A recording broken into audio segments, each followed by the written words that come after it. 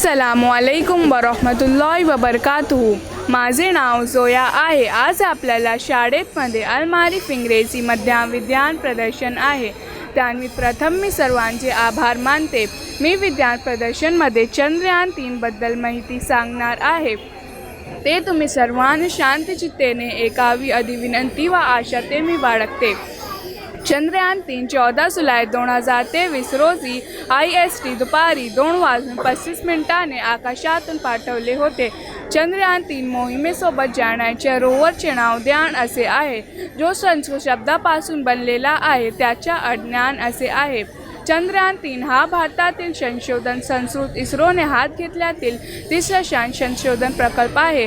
चंद्रयान 3 हा भारतातील श्रीहरिकोटा येथील सतीश धवन अंतराळ केंद्रापासून सुरू झाले।